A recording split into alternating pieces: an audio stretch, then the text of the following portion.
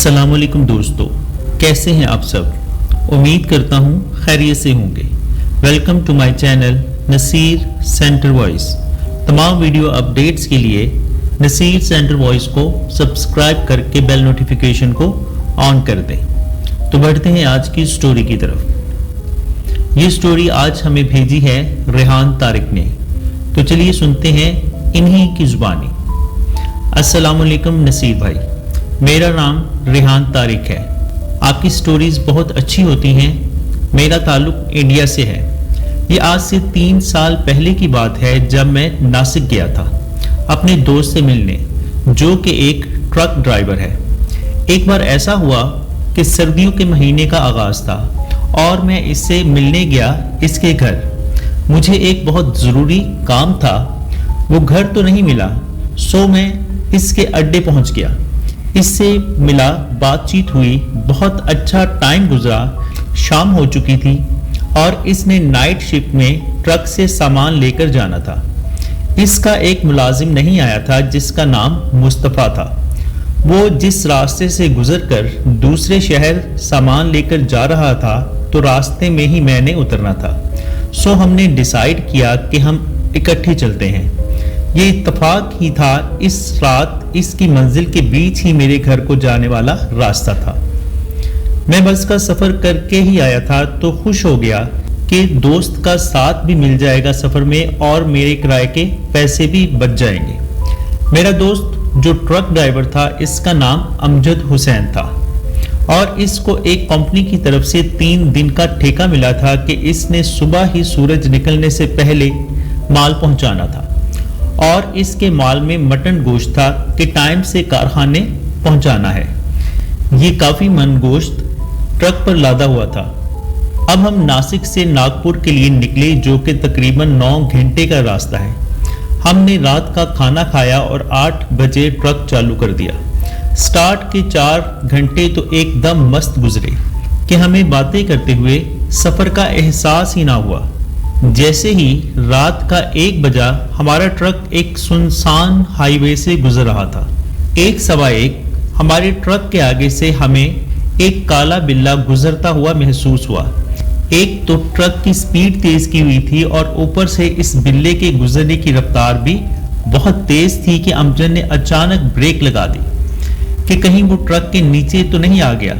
पीछे मुड़कर देखा तो कुछ भी नहीं था। यहाँ वो बिल्ला भागता हुआ तेजी से झाड़ियों में जाकर छुप गया था। खैर, इसके बाद हमने फिर ट्रक चलाना शुरू कर दिया और हम अपनी मंजिल की तरफ रमा दमा थे। अब हमें ट्रक चलाते आधा घंटा हो चुका था। अब की बार हमें इसी सुनसान हाईवे पर एक औरत नजर आई जिसने बोरी जैसा लिबास पहना हुआ था। और हैरत की बात तो ये थी कि वो बीच सड़क पर बैठी हुई थी। अपने बाल खोल के हमने बहुत हॉर्न दिए, मगर वो टस से मस न हुई। इसके बाद अमजद ने ब्रेक लगाई और नीचे उतरकर इस औरत के पास जाकर कहने लगा, क्यों खुद की जान लेकर हमें फंसाना चाहती हो, साइड पर हो जाओ। इसने अमजद की बात सुनी अनसुनी कर दी।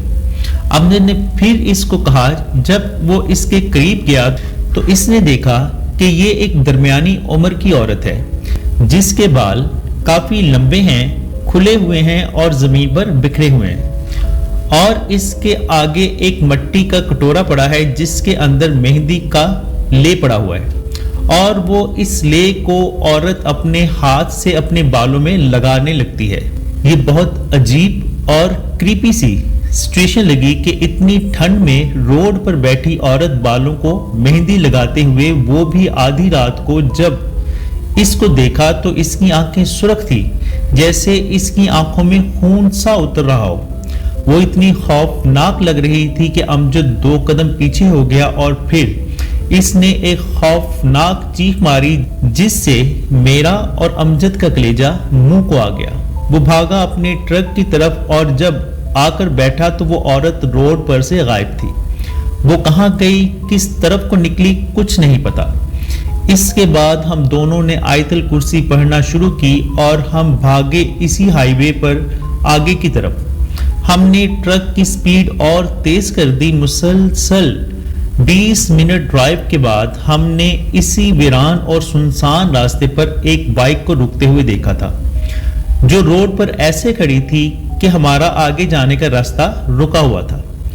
ہم نے بریک لگائی، امجد گاڑی سے اترنے لگا کہ میں نے اس کا بازو پکڑ لیا اور کہنے لگا کہیں یہ رات کے 3 بجے گھٹا توپ اندھیرے میں ڈاکو نہ ہو، دروازہ مت کھولو۔ ابھی میں کہہ ہی رہا تھا کہ ایک آدمی سوٹڈ بوٹڈ ہمارے پاس چل کے آیا اور کہنے لگا کہ بائک میں پیٹرول نہیں ہے، کیا آپ تھوڑا مجھے دے سکتے ہیں؟ وہ آدمی بہت خوش شکل اور لمبا تلنگا تھا اور دیکھنے میں تو بالکل نہیں لگ رہا تھا کہ یہ بائک پر سے اترا ہے، ایسا لگ رہا تھا جیسے کسی بڑی سی گاڑی سے اترا ہے۔ اب اس کو دیکھ کے کچھ سانس میں سانس آئی اور ہم دونوں نیچے اترے، اس کی بائک چیک کرنے لگے۔ یہ بائک تو بہت پرانے زمانے کی تھی، کھٹارا۔ ہم اس کو پیٹرول دینے لگے تو امجد نے مجھے آنکھ سے اشارہ کیا کہ ٹرک میں بیٹھو۔ اس کا اشارہ کچھ ایسا تھا کہ مجھے اتنا پتا چل گیا تھا کہ کچھ گڑبڑ ہے۔ جب میں ٹرک پر چڑھا اور امجد بھی آ کر بیٹھا تو اس نے ٹرک کی سپیڈ تیز کر کے بھگا دیا اور اس بائک کو کچلتے ہوئے آگے بڑھنے لگا تو وہ بائک اس آدمی سمیت ہماری آنکھوں سے غائب ہو گئی اور پھر میرا دل ایسے زور زور سے دھک دھک کر رہا تھا کہ جیسے ابھی خوف سے باہر آ جائے گا۔ اور پھر امجد تیز ڈرائیو کرتے ہوئے بولا کہ اب ہم نے راستے میں کہیں بھی نہیں اترنا۔ تم نے نوٹ نہیں کیا تھا کہ اس لڑکے کے دونوں شوز خون سے ایسے بھرے ہوئے تھے کہ ان میں سے خون ٹپک رہا تھا، اور وہ بائک کے اوپر سے ٹرک گزرا تو بائک غائب ہو گئی تھی اور پیچھے مڑ کر دیکھا تو بائک اور وہ آدمی وہیں کھڑے تھے اور ہمیں ہی دیکھ رہے تھے عجیب سی نظروں سے۔ اب میں بھی سوچنے لگا کہ اس سے تو اچھا تھا کہ میں بس میں ہی چلا جاتا، کس مصیبت میں گرفتار ہو گیا ہوں۔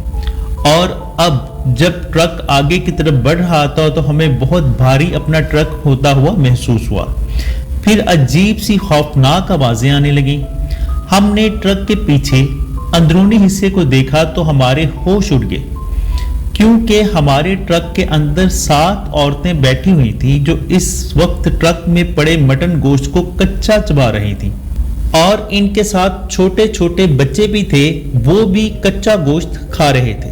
اور پھر امجد نے اس بار اپنے موبائل میں ریکارڈڈ قرآن کی تلاوت شروع کر دی تو بہت عجیب سی آوازوں کے ساتھ وہی 7 عورتیں ٹرک سے نیچے اتریں اور ایک سائڈ پر کھڑی ہو کر ہمیں غصے بری نظروں سے اور نفرت سے دیکھ رہی تھی۔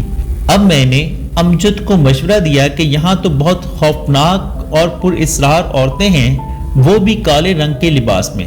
ہماری منزل اب بھی 2 سے 2.5 گھنٹے دور ہے، ہمیں یہ سارا گوشت یہاں پھینک دینا چاہیے کیونکہ جان سے بڑھ کر تو کچھ نہیں ہوتا۔ وہ اس بات پر راضی نہیں ہو رہا تھا کہ اتنی زیادہ گوشت کی قیمت ہے تو بھرپائی کون کرے گا، اور سب سے بڑی بات کہ بھوت پریت پر ہماری بات پر بھروسہ کوئی نہیں کرے گا۔ ٹرک بھی چل رہا تھا اور راستے میں ہمیں پھر وہی کالا بلہ نظر آیا جس کو سٹارٹ میں دیکھا تھا۔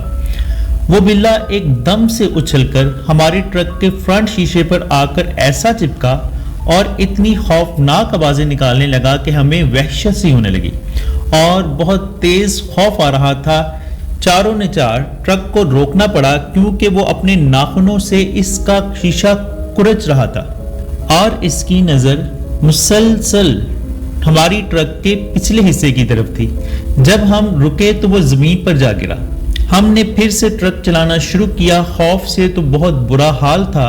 جب صبح کے 5 بجے اپنی منزل پر پہنچے تو مال ان لوڈ کرنے کے لیے ٹرک کا پچھلا حصہ کھولا تو سارا گوشت گل سڑ چکا تھا اور اس میں سے اتنی گندی بدبو پھیل رہی تھی۔ ابھی 5 بجے تھے مگر روشنی کم تھی۔ میں نے امجد کو کہا، امجد بھائی جان، نقصان جو ہونا تھا ہو گیا، شکر کرو ہم زندہ سلامت آ گئے ہیں۔ میں تو خوف کے مارے راستے میں اترنا ہی بھول گیا تھا، اور سچ تو یہ ہے کہ اتنی بھیانک رات کے بعد اکیلے اتر کے آگے کا سفر رات کے اندھیرے میں طے کرنے کا بالکل بھی حوصلہ نہیں تھا۔ جس کارخانے میں ہم نے مال پہنچانا تھا وہ کھل چکا تھا۔ اس کا مالک ہمیں دیکھ کر ہاتھ ہلا رہا تھا۔ ہم نے مارے شرمندگی سے کوئی بات نہ کی اور میں تو وہاں سے نکل گیا اپنی منزل کے لیے، اور یہ امجد بھائی آگے بڑھ کر ہوٹلز کی طرف چلے گئے کہ ناشتہ کر سکیں۔ مجھے اس نے اکٹھے ہی ناشتہ کرنے کو کہا تھا، مگر میری بھوک ختم ہو چکی تھی، اس رات کے بعد متلی ہو رہی تھی، سو میں نے منع کر دیا۔ اب میں مزید 1.5 گھنٹے کا بس میں سفر کر کے اپنے گھر آیا اور سیدھا بستر پر لیٹ گیا، اور پھر مجھے تیز بخار ہو گیا، میری حالت بہت خراب تھی۔ ڈاکٹرز پر لے کے گئے اور ساتھ کسی آدمی سے دم بھی کروایا تھا۔ تھوڑی حالت سنبھلی تو تیسرے دن میں نے امجد کو فون کیا اور اس سے پوچھا کہ کیا بنا پھر گوشت کے پیسوں کا، کیسے بھرپائی کی؟ تو امجد بھائی بولا، میں تو خود 2 دن سے بستر میں ہوں، شدید بخار کی تپش تھی کہ اٹھا بھی نہیں جا رہا تھا، کمزوری بہت ہو چکی تھی۔ آج صبح کام پر گیا تو مالک نے بہت شاباشی دی کہ اتنا لمبا سفر طے کرنے کے بعد بھی شکر ہے مٹن گوشت خراب نہیں ہوا، اور اتنا فریش تھا کہ کارخانے کے مالک اسلم بھائی کو بہت پسند آیا، اب وہ ہم سے ہی مٹن گوشت لیا کریں گے۔ یہ سن کر تو میرے ہاتھوں کے طوطے ہی اڑ گئے، اور پھر امجد بھائی نے کہا کہ میں اس معاملے کی تہ تک ضرور جاؤں گا۔ اس واقعے کے 2 مہینے بعد امجد کا اپنے پیر کے گھر جانا ہوا، اور جیسے ہی ان کی ملاقات ہوئی تو انہوں نے امجد بھائی کو مسکراتے ہوئے دیکھا اور بولے، اس بلے نے تمہارے نقصان کی بھرپائی کر دی ہے۔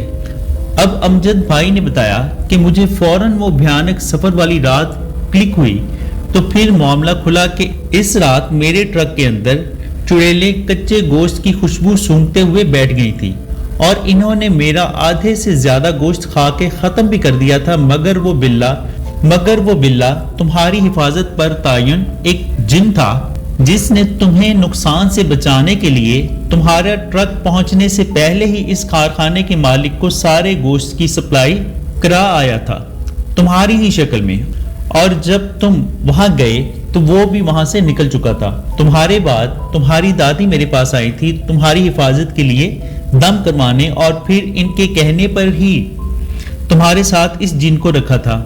دیکھو، پہلے ہی دن تمہارے ساتھ وہ بھیانک حادثہ ہو گیا جو پہلے نہیں ہوا تھا۔ جن تمہارے کام آ گیا، یہ ان چڑیلوں سے تمہارے لیے لڑا تھا۔ اگر یہ اس وقت موقع پر موجود نہ ہوتا تو شاید تمہارے اور تمہارے دوست دونوں کو چڑیلیں مار چکی ہوتی، اور وہ تو قرآن کی تلاوت کی وجہ سے تمہارا کچھ نہ بگاڑ پا رہی تھی۔ اس کے بعد امجد کو پہننے کے لیے تعویذ دیا گیا، وہ رات کا سفر تو اب بھی کرتا ہے، مگر اس نے گوشت کی سپلائی کا کام ہی چھوڑ دیا ہے۔ جی دوستو، کیسی لگی سٹوری آپ کو؟ اگر اچھی لگی تو چینل کو لائک، شیئر اور سبسکرائب کر دیجیے گا۔ اگر آپ بھی اس طرح کی کوئی ہارر سٹوریز یا پھر ناقابل فراموش واقعات مجھ سے شیئر کرنا چاہتے ہیں تو ڈسکرپشن میں موجود میرے واٹس ایپ نمبر پر یا پھر ای میل ایڈریس پر سینڈ کر سکتے ہیں۔ شکریہ۔